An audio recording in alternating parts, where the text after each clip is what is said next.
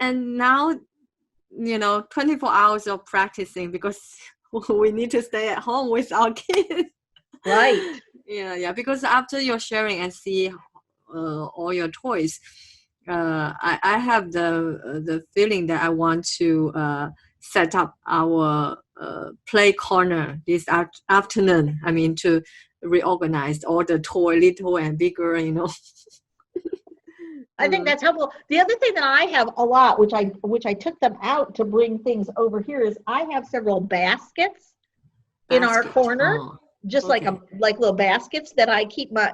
I have a lot of stuffed animals, so I keep my little stuffed animals in a basket, and then they have to go back in the basket. And quite often I rearrange them in the basket because this dinosaur might be friends with this lamb right now, but later on he might decide he would rather sit next to a minion and have a conversation with a minion, so they could then have a conversation with each other. Oh, so you are a real toys collector. Well, being a play therapist, you get to collect toys. I collected toys when I was still a teacher, but now I have an excuse for collecting toys. Before I was a play therapist, when I was an elementary teacher, I didn't necessarily have the big excuse that I have now. Yeah, and so what's the puppet used for? Use them to tell stories? Or? I usually use them to tell a story, or sometimes I use them to practice social skills. So say you have a child who's kind of shy. Okay, yeah. One of your kids is a little shy, and the elder one. Yes. The other one is not shy. No, obviously, no, not at all. But one of the things that's really helpful with kids who are shy or slow to warm up kids is it's really helpful to practice having conversations that are ways to practice social skills. So you would demonstrate for a child. So say this crab is kind of crabby and he's not sure he wants to be friends with people. And it's partly because he's shy, but partly because he doesn't like new situations because he doesn't know what to do. And so this guy might come over and say, and you would demonstrate this for your child. This guy might come over and say, "Hello, my name is Tippy Tiger. Would you like to play?" "No, don't want to play with you." And then you would stop and say, "Whoa." You could even talk to the crab, Grumpy Crab. "Grumpy Crab, did you want to hurt Tippy Tiger's feelings?" And then Grumpy Crab could say what you think your child might say or might be thinking is, "No, I don't want to hurt his feelings, but I don't know I want to play with him because I don't even know him." And then you could say, well, instead of saying something that would hurt his feelings, what you might want to do is say, "I don't know you. Tell me a little bit more about yourself." Because then you might be more comfortable with him. And so then you would go back to the playing. So you would say, then you would say, "Okay, so I'm going to start again." To the kid, you would like whisper to the kid, "I'm going to start again." And so we would have Grumpy Crab and Tippy Tiger. And so Tippy Tiger comes over and goes, "Hello, my name is Tippy Tiger. Would you like to play with me?"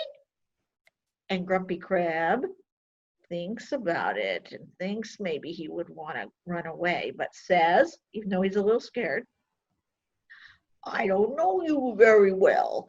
What do you like to play?" And Tippy Tiger would say, "Well, you know what I like to play? I like to play a quiet game. I like to draw. You look like you have lots of claws. Might you like to draw?" "I do like to draw. How do you know that?" "Well, I like to draw, and I like to draw kind of quietly. I like to draw quietly too. Well, maybe we could draw quietly together. Okay, maybe. Yeah. And then Yeah. what you would do is you would give it to your child. So you would give it to your daughter, and you would say, hey, you do a little play for me, and show how these guys could be friends. And what you would be doing is you would be helping her use play to practice like friendship, or practice doing things that she would be a little nervous or anxious to do. So it would give her a way to watch you model those things. So she would think, oh, my mom really understands me. And my mom does have some ideas, but she's not trying to make me do those things. She's playing with me. Use the play as a way to teach. It's one of the primary things that we do in Adlerian Play Parenting is we use the play to teach our children social and emotional skills. So according to my observation, you show empathy to the kids, and this require the parents have the patience to really to feel or to see the kids, what's what's inside her heart, what she want to express, and then you just say it out in a play way, and the kids will feel, I'm empathized by my parents, and they my feel parents connected. understand me. They understand me, and then feel connected. So actually it looks like a simple activity, play, but requires skills there. It does require skills. Feeling. So that's why the more I talk with you, the more I want to tell Angela that we need to launch our Adlerian Play Parenting, maybe online version as soon as possible. Because I see play is one thing you cannot avoid. I mean, you cannot say ignored, because that's the natural language of every kid. From very young, they want to play with you, and from every country. And as a parents, if we ignore or we don't know how to do it, we really destroy the bridge or the language, communication language opportunities with our kids. And I really want more parents can master the skills or understand how to enjoy and use play to connect and also develop the kids' characteristics and skills. Very important. Right. Social emotional skills are so important for success in life. And one of the best ways to foster social and emotional skills in children is to use their language to help them be able to learn those skills and to be able to practice those skills. Because if we just teach children social emotional skills in the abstract, and we don't give them a chance to actually practice them through play, then the teaching them social emotional skills are just like a exercise, but they aren't connected to real life, and they aren't connected to the things that the kids believe are important. So part of what Adlerian Play Parenting teaches is to pay attention to your child and be able to convey your understanding and your empathy to your child as a vehicle for teaching your child the things that they need that are not just academic, but academics are important, but not just academic, because those social emotional skills are the things that are going to help them get promoted in their jobs and get along with other people in their jobs and be successful. Yeah, and most parents play with kids in the wrong way. Like what I observe is that when they play with the kid, they will judge. They judge the kids. It's wrong. No, this way, that way is wrong. how stupid you are. This is so simple. Why you cannot do it? And Right, then you want use my way. That is wrong. So which is very discouraging to children. And pretty soon they give up trying to build that connection with their parents because they feel like their parents are always going to be critical or always judging them. There is and the parent, yeah. There's no right way to play. There's no right way to play. Yeah, and because of lack of understanding and skill how to play, the parents at that time also feel frustrated. Mm-hmm. They feel that Absolutely. why they don't enjoy playing with me? Why they don't listen to me? I'm doing better. So disconnected and distant far and far, further and further. Right? Because if it's not fun for the kid and it's not fun for the parent, they're not going to continue to do it. And I teach a lot about what I call a positive energy or positive emotion bank, that we need to put deposits into that bank, because when we do, it builds the relationship, it builds the bridge between parents and children, because they remember, oh, these are things that we did that were fun with each other, and we love each other, and we respect each other, and we want to be with each other and want to communicate. And when you put positive energy into that positive energy bank, then what happens is when things get hard, when pandemics come and we have to spend all day with each other, and for a while we're getting on each other's nerves, the positive deposits into that bank help us get through those hard times. So if family members between them have a like traditional game or play together, the connects and the energy always there. So like my husband's family, they are four. So parents and also sister and my husband, four of them. So every spring festival, every time when they gather together, they play cards together. Mm-hmm. So they play the traditional Chinese version, and they can play night and day. So they enjoy being with each other. And sometimes when they play, they team up. So two and PK. Yeah, so I'm thinking to develop maybe our family's traditional game, because I grew up in a family. My parents working really hard. Yeah, so the only thing they do is work. So I don't really know how to like relax. So Right. my husband, he's good at that. So he always asks me, "What are you doing?" And my answer is, "Oh, I'm working." And when my kids ask me, "Mom, why you don't have even one day for totally relax? You always have meeting, you have emails, you have classes." Yeah, And that's not very good self-care, Shuli. yeah. So I need to think about that. Do you have any game between spouse? Rick and Like two?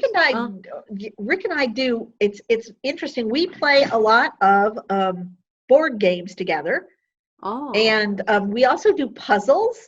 okay. Like we put puzzles together. Mm-hmm, mm-hmm. We do that, and we also so we have some card games that we play as a family. We play a game called Footsie, which is a really kind of dumb game, but we play it as a family, and we learned it from Rick's family, because Rick's family is a very all of his brothers. He has a lot of brothers and a sister, and his parents have always played card games. My family always Oh, played board games, so we played Monopoly, oh, and once a week, my family would have a game night that was kind of we all played a game, and so we took turns choosing the game we were going to play. So oh, interesting. it's kind of funny. Rick and I were playing board games yesterday, um, Oh, because we're stuck in our house. And so, How to play game, and I think this is a very important skill I need to develop myself, because every time, because I'm a good listener, a nicer personality, so my kids always want to play with me. But when we really play a game or some toys, I always felt I stuck there. I don't know what to do next, and what should I do? And sometimes I have an inner dialogue inside saying that, oh, it's a wasting time. This is meaningless, and why spend so many time here, so much time here. So I myself couldn't really feel relaxed when I play game. So my kids, when they play iPad, like Roblox, different games, they really want to show me because they feel mommy understand me. Maybe because I practice positive discipline, they mhm, feel we feel connected. They want right. to share with me many things, but they want to teach me how to play a game, Hmm. video game. So I said I don't know and I don't want to learn. So I feel myself like a hesitate or reluctant or even refuse. As I respond them that I can watch you, but I don't want to learn. Maybe I need to also, you know, try more new things. Well, and if you let them teach you things, it builds their sense of being capable, and it Uh builds huh. their sense of counting if you'll let them Mm, teach you things. mm, And it helps their self-confidence significantly. mm, So sometimes, like my son is a very big video game player, and I don't really like video games. But when he was younger, actually, even now, even though he's like 26, I quite often let him teach me about video games because um, he gets proud of himself that he taught me something or that he knows stuff that I don't know. mm. And that's super, super, super important to him. Uh, um, so I think that's cool. And the other thing, Shuli, that I know you do like to do, or that I've seen you do with your daughters, and mm. that's super fun for all three of you, is to do dance parties. Oh yeah, yeah, we do a lot. And so, I mean, that's another thing that families can do. Families that like music, Yeah. Mm, and like to move together can do things like have dance parties. That's all. That can also be super, super fun. And I know your daughters and you like to actually make up routines or learn routines from like YouTube videos and things like that. yeah. And um, one of your daughters is amazing at it, and the other one's pretty darn good. um, and so I think that puts them in kind of an expert position, and for children to be in an expert position actually builds self-concept and self-esteem. So that's Mm, also really important. mm. Yeah, yeah, yeah. So wow, today I really learned so much, and I myself I don't want to end our interview, our conversation. Uh, but I think we are almost at the end, and I really want to maybe to design or to set up maybe more learning about play parenting in the future. Just things in my mind, like we can talk about, oh, games for learning, academic, games for social, emotional skills, game for connection, game just game, right? Right, we And can. game for kids to build their self-esteem. Lots of Yes, topic we can do. Game for couples. Wow. we can. Yeah, we can do lots of topics actually. And you for me just like a treasure. So I every time I talk with you, I find I have more inspiration. I say, oh yeah, that's a good topic. That's a good things. Because as a Chinese parents, we grow up in a very serious environments. Yes, So all of us, we don't know how to play, and play is not something really encouraged in the traditional the culture. So right. we are at the generation as a parent to learn how to play, because our kids now they are born in a situation, more relaxing environment. Yes. Yes. And they really enjoy. It's like naturally they are playing every day. So if we Yes. don't know how to play, we don't enjoy, we feel things something wrong, or we are disconnect with our kids, and we don't know how to help our kids. So it's really a big skill or very important things we need to learn in parenting. Yeah. Yes. Because even though traditionally play hasn't been valued in China, Mm. things are changing. Yeah. Okay. So thank you, Terry. Thank you for your sharing. I think what you share with us about the games and the knowledge help us a lot. And we are already eager to, willing to, want to practice in our real life. And especially in these special periods, we stay the whole day with our kids. Okay, so thank you, and I hope to invite you back next time to share with us more about Adlerian Play parenting or therapies, other topics. Okay, Okay. yeah, Thank thank you. you.